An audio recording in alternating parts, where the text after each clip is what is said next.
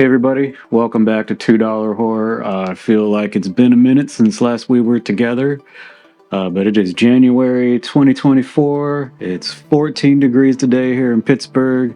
It looks like this outside. I'm trying to catch some summer vibes, so today I watched 2018's Summer of '84. It all might seem normal and routine, but the truth is, the suburbs are where the craziest shit happens. I'm next. I don't get it. Why would the killer only write a letter now after all this time? He's been killing people and getting away with it for years. He's bored, so he's raising the stakes.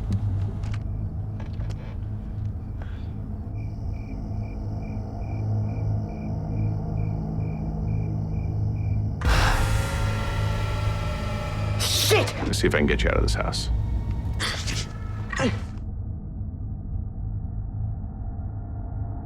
This movie brings you all the nostalgic '80s movie tropes that you're looking for. Little kids riding their BMX bikes, they're playing Manhunt. You got the token overweight kid. The word dickweed makes an appearance. Woody, stay with these dickweeds. You got missing kids on milk cartons, walkie-talkies, a little misogyny because it's the '80s. Incoming titties. 12 o'clock. Holy shit. And definitely a little voyeurism because it's the '80s and they're teenage boys. Shit, get down. Dude. Fuck. Oh, I'm so fucked. Main protagonist Davey, he's kind of like a UFO nut. He's into conspiracy theories, Bigfoot and stuff. He kind of setting up the whole Stranger Things vibe. Come on. I mean, we all know what you're gonna say. It's a conspiracy. It's all connected. The missing kids aren't random. They're part of some vast governmental alien cover-up, right? So you don't think it's weird? Look, last summer, a kid goes missing in Hazleton. Now another kid disappears in Freeport. Davey, I love you, man, but you do kind of sound like a schizoid. Remember when he connected a light right to his keyboard to try and communicate with the extraterrestrials? Yeah. Or where there was a demonic presence in his room because our houses were built on Indian burial grounds. We're going to get into some spoilers here, so if you haven't seen this movie, and I highly recommend that you do, you can go watch it on Shudder, or you can rent it from Vudu for like $1.99, I think.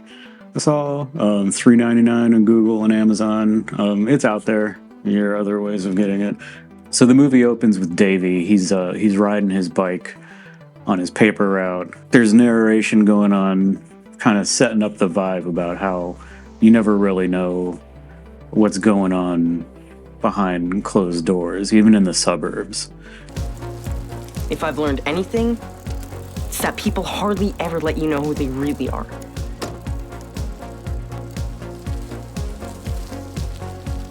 Just past the manicured lawns and friendly waves, inside any house, even the one next door, anything could be happening and you'd never know. Weird shit goes on in people's homes. You never know. You never really know who a person is, especially your neighbors that you don't ever really take the time to get to know all that well outside of, hey, how's it going? And how about those pirates or whatever? Anyway. Right away, we meet Mr. Mackey.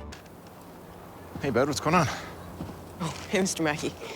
Hey, oh, thank you. He lives across the street from Davey. He's on his paper route. So in the first few minutes, we get a scene with Mr. Mackey and Davey together. And I've read some critics' reviews that talked about how it was never much of a mystery who the antagonist of this movie was, and I don't know if there's ever really supposed to be a mystery about that. Spoiler here, there's a serial killer on the loose and it's Mr. Mackey, and it's pretty obvious that it is. I don't think it's supposed to be a mystery. You're not supposed to be wondering if Mr. Mackey is a serial killer or not. It pretty clearly is. So we spend a good half hour to 45 minutes of this movie with Davey putting the pieces together. He's starting to see some things going on and clues are adding up. and it's starting to dawn on him that things aren't right with Mr. Mackey. We get a scene with a game of Manhunt early on in the movie, and Davy goes by Mr. Mackey's house and he sees some kid in there, and Mr. Mackey doesn't have any family nearby, or he's led everybody to believe this. So he gets more and more suspicious, and he's recruited his friends. They're stock 80s characters. These kids in the Monster Squad kids are totally interchangeable. You got the fat kid, you got the no good Nick kid, you got the brainiac kid, and you got our lead kid. It's the Monster Squad for sure. So he recruits them, and they're spying on Mr. Mackey. You know, they're trying to come up with some hard evidence because, like I said, Davey is a conspiracy theorist kind of. He's into UFOs, he's into Bigfoot. He's looking for things out of the normal. Now that we know his schedule, what do we do next? We catch this fucker, become heroes. Rich Summer, who plays Mr. Mackey, he's laying the creep on pretty thick. Any scene with him and Davey interacting one-on-one is creepy and uncomfortable. And it's not that he's acting inappropriately, you can just kind of feel the vibe. How old are you anyway? 15. 15. It's the perfect age. I wish I could just freeze it for you. You know, later on in the movie, once Mr. Mackey has realized that Davey is kind of sniffing him out, you know, there's a few scenes of him trying to lure Davey into a trap. He's trying to like kind of lure him into his house or out of Davey's house.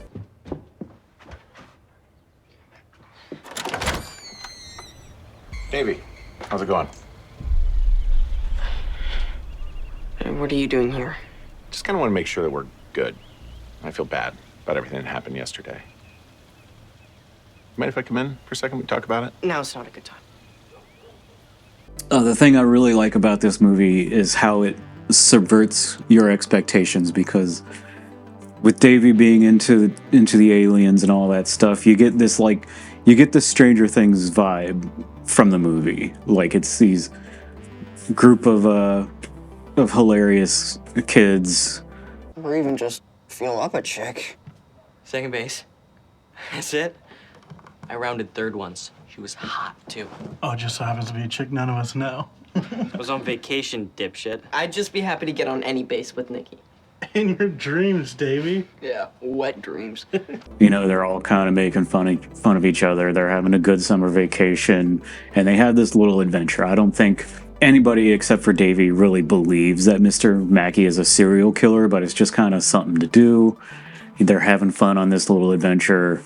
You think a bunch of glorified Care Bears in hoods could take down the Empire? They are aliens, and they're highly intelligent. I mean, did you see how fast that one learned to drive a speeder bike and then ditch it without even being spotted? Whatever, dude.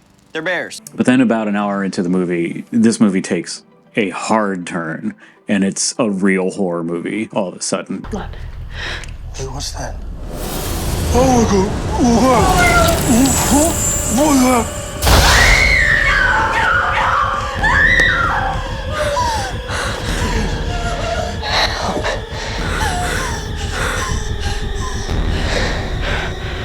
It's what makes this movie worth watching. Is it goes from this like lighthearted, almost horror comedy drama into an actual suspenseful horror movie, and you're scared for these kids. And spoilers, like I said, not all of these kids are going to make it to the end credits.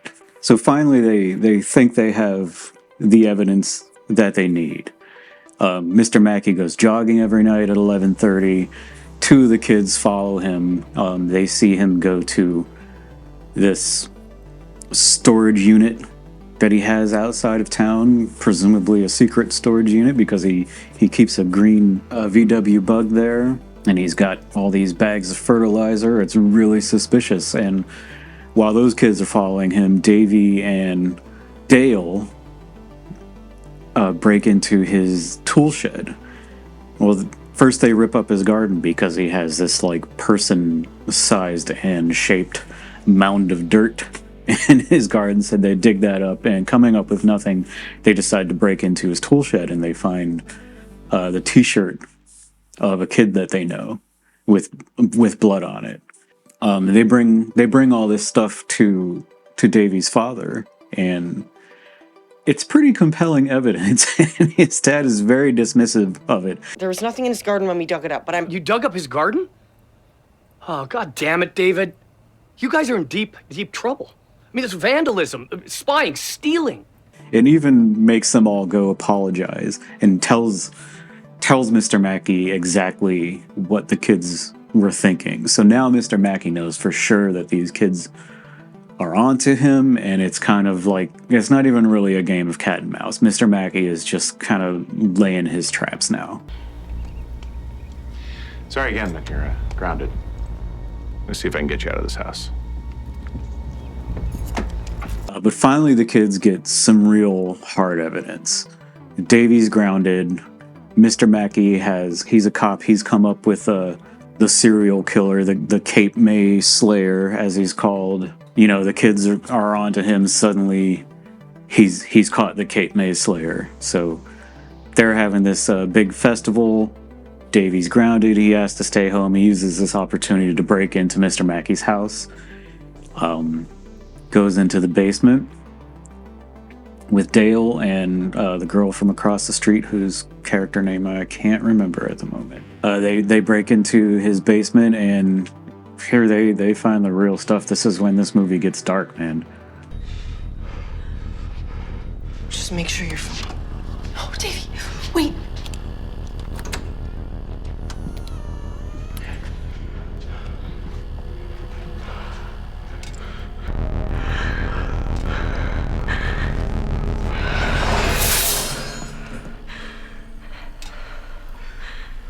Is this enough proof for you?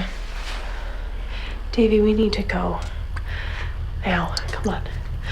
Hey, what's that?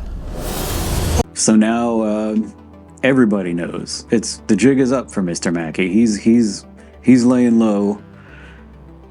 He's gone, you know, and they give you this kind of this fake out ending where Dale and Davy are kind of hanging out in Davy's house, and they're talking about how it's all wrapped up, it's over, the nightmare's kind of ended. Fade to black. You think credits are gonna roll, but after a few seconds, you know, we see this 12:15 at night, and we're in Davy's bedroom. He's asleep, and the attic trap door kind of slowly opens, and you know at this point that Mr. Mackey has been laying low in Davy's house. He's waited for everybody to go to sleep, and he's absconded with young Davy.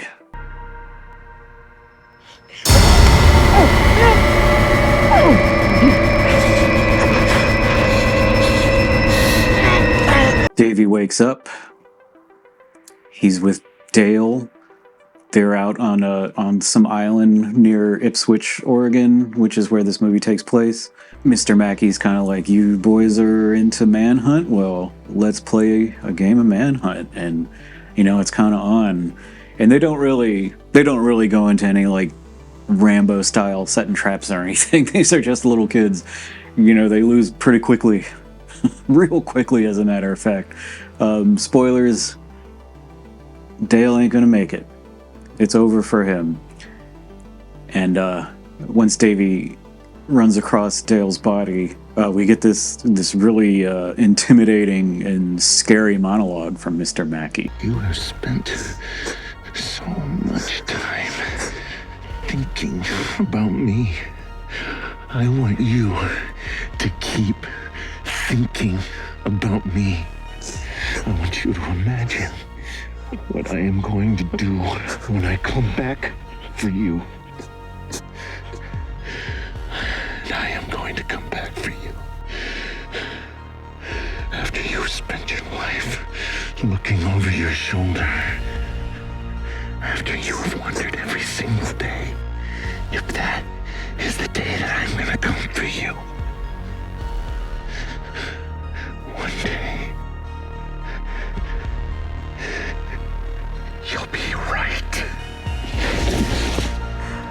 It's a shitty ending for Davy. It really is. There's no winners in this movie. You know, life kind of returns to normal. You see him, he's on his paper route. Some people are leaving town.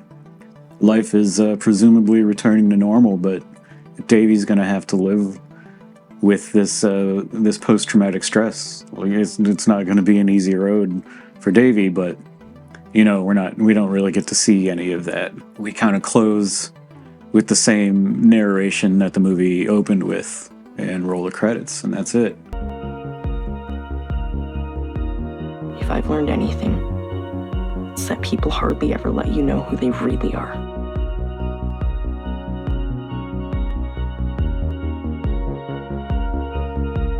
Tough pill to swallow, I know. But it's true.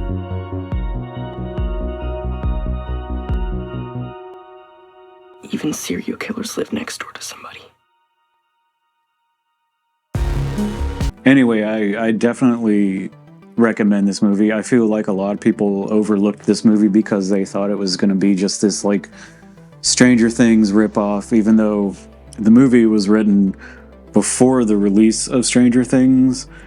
But this movie wasn't released until 2018, so you can be sure that a lot of the direction was probably inspired by the success of Stranger Things.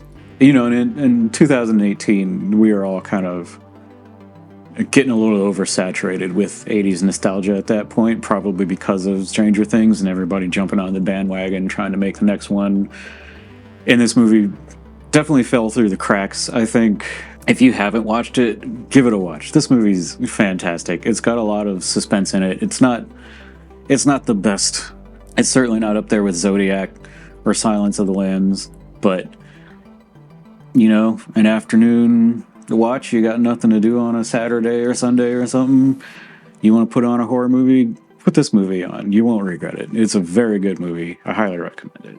My name is Matt Eddy. Don't let anybody give you shit for watching movies all the time because their world sucks, and we will see you next time on $2 Horror.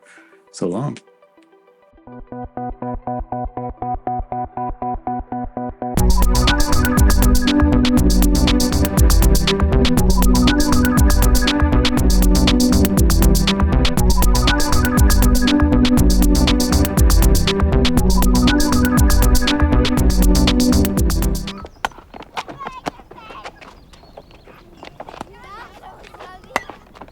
Hey, who wants a freezy pop? Nice and cold, come and get them. One for each of you, there you go.